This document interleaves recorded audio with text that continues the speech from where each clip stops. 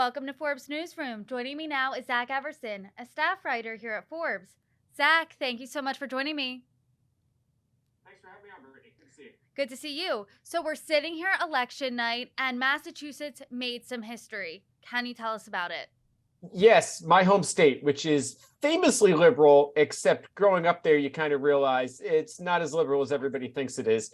Maura Healey is the governor-elect, and she is the first woman to be elected governor of Massachusetts and the first openly gay person to be elected as well, which is just she was expected to win. It's not a surprise, although Democrats don't hold the governorship of Massachusetts as much as people might think. But it's still a historic moment, and I think really underscores a big trend that we're seeing in Massachusetts politics. What's that trend? Can you expand on that? Sure. So, I mean, when I was growing up, it was a big deal when Boston, for example, elected Thomas Menino as its mayor because he was an Italian-American male as opposed to the century of Irish-American males who had been mayor. And now you're just seeing it really open up there with Maura Healey as governor. Michelle Wu is the mayor of Boston. She was elected in 2021, Asian American woman. She took over from Kim Janey, who was the acting mayor, but was also a Black woman there. And may I proudly boast, a graduate of Reading Memorial High School, same high school as me. Nice. And then Ayanna Pressley was elected to Congress in 2019. And that is just a slate of candidates you weren't seeing when I was growing up there. And it's been fantastic to watch just in terms of the diversity of the Massachusetts electorate. And what changed here? Why are people electing more diverse candidates in recent years? I think they're just used to it in general. It's something, a lot of credit was given to Ellen DeGeneres just for bringing gay people into your living room on TV. It was there. And I think that really opened it up. The Catholic Church in Massachusetts has had some well-documented problems, and I think that's led a lot of people to move away a little bit from them in terms of some of the core beliefs that they might have held regarding sexuality. But it's like I said, it's just been fascinating to watch. So can you give me a little bit of history on Maura Healey, who won tonight?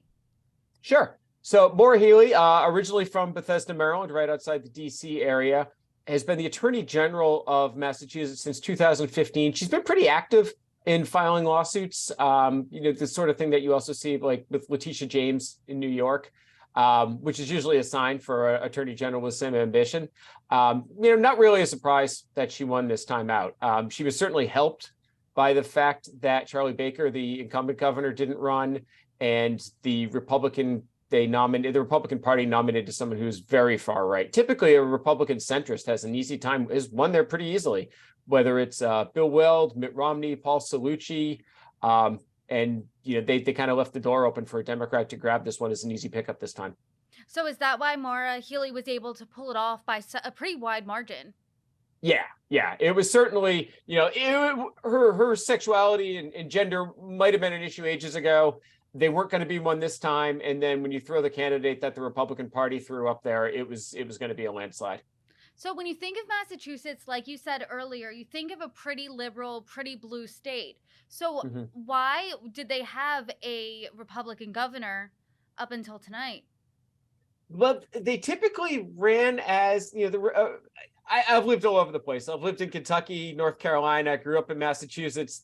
And, as I like to put it, a Massachusetts Republican would be a Democrat in Kentucky or North Carolina. It wouldn't even be close.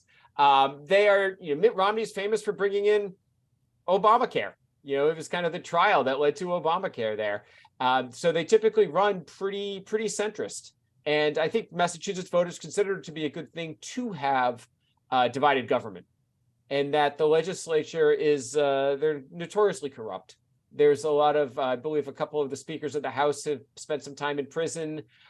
You've got Billy Bulger, who was the longtime president of the Senate, whose brother White was the famous mobster Whitey Bulger and knew a lot more about Whitey's time on the lam than he let on.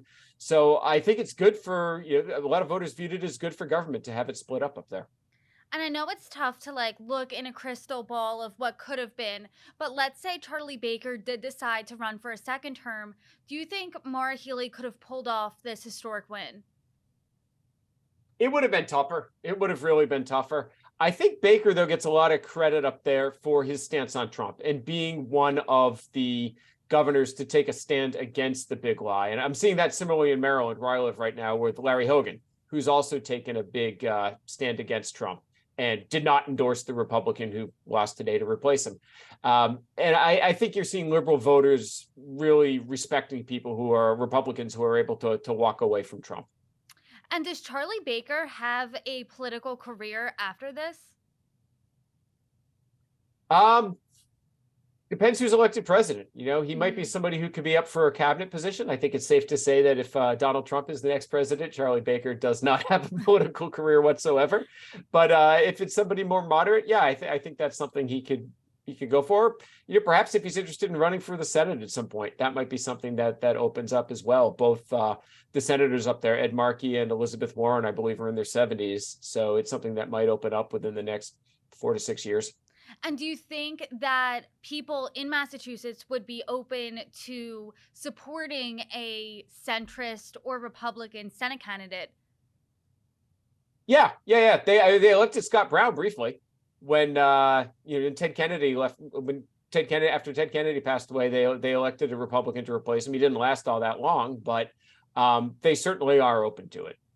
Great. Zach Everson, thank you so much. Thanks for having me.